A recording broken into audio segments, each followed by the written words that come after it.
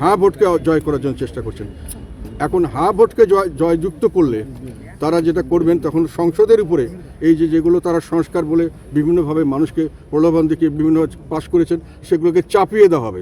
আমাদের দেশের পরিষ্কারভাবে তারা সাংবিধানিকভাবে সংরক্ষণ করবেন শপথ নিয়েছেন, কিন্তু তারা সেটাকে বাদ দিয়ে আরেকটা বডি তো ইলেকশন করতে চাচ্ছেন। এখন তাতে কি হবে? দুটো প্যারালাল ইলেকশন চলছে। একটাতে গিয়ে সংসদ নির্বাচিত হবে, সংসদ সদস্য নির্বাচিত হবে, আর একটাতে গিয়ে ওনারা হ্যাঁ ভোটকে জয় করার জন্য চেষ্টা করছেন। এখন হ্যাঁ ভোটকে জয়যুক্ত করলে তারা যেটা করবেন, তখন সংসদের উপরে এই যেগুলো তারা সংস্কার বলে বিভিন্নভাবে মানুষকে প্রলোভন দেখিয়ে বিভিন্ন পাশ করেছেন, সেগুলোকে চাপিয়ে দেওয়া হবে। কারো দ্বারা নির্দেশিত হতে পারবে না।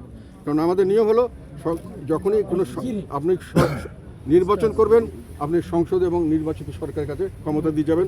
আপনি কি সংস্কার করলে ভালো হয় আপনি মনে করছেন, সেটা একটা তালিকা আপনি দিয়ে যাবেন নতুন সরকারের কাছে এবং সংসদের কাছে। তারা এইটার উপরে একটা করে উত্থাপন করবে, এটার উপর ডিবেট হবে। ডিবেট যখন হবে, যেমন ধরুন যে আমাদের দুই কক্ষ বিশিষ্ট আমাদের সংসদ দরকার, এই কথাটা যখন আসবে, তখন এর পক্ষে কথা হবে, এর বিপক্ষে কথা হবে। এর পক্ষে যারা বলবেন তারা লেখালেখি করবেন, অনেকে ইউটিউবে কথা বলবেন, অনেক আলাপ আলোচনা হবে, চায়ের টেবিলে আলাপ আলোচনা হবে, বিভিন্ন জায়গায় রাস্তা পথে হাটে বাজারে আলোচনা হবে। তখন জনগণ বুঝবে যে এটা হলে ভালো, এটা দিয়ে এই ভালো দেখছি, আবার এটা না হলে এই ভালো দেখছি বা খারাপ দেখছি।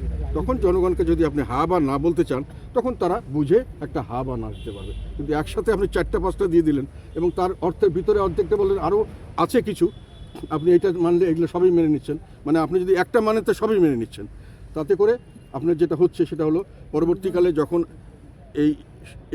এইটা হ্যাঁ ভোট যদি জয়ী হয়, তখন প্যারালাল একটা ফোর্স দাঁড়িয়ে যাবে। আমরা বিশ্বাস করছি বা আশঙ্কা করছি, তার একটা রেভলিউশনারি গভর্নমেন্ট, বিপ্লবী সরকার গঠন করবেন, করে তারা বলবেন যে আমরা যেহেতু হাফে ভোট পেয়েছি, কাজেই জনগণ আমাদেরকে ম্যান্ডেট দিয়েছে, কাজেই জনগণের এখন পার্লামেন্ট আমাদের কথা মতো চলতে হবে, আর এগুলোকে মেনে চলতে হবে। এখন মেনে তোমাদেরকে পাশ করাতে হবে, মানে সংসদকে এবং সরকারকে তারা বাধ্য করবেন যে তাদের কথা মতো চলতে হবে। তার মানে সংসদ এবং এই এতগুলো লোক ভোট টোট দিয়ে এত হইচই করে আমরা একটা সংসদ বানালাম, একটা সরকার বানালাম, সেগুলো কার্যকরীভাবে এটা কোনো কাজ করতে পারবে না। তারা এদের আন্ডারে কাজ করতে হবে, ওরা যেটা বলবে সেটাই পাস করাতে হবে।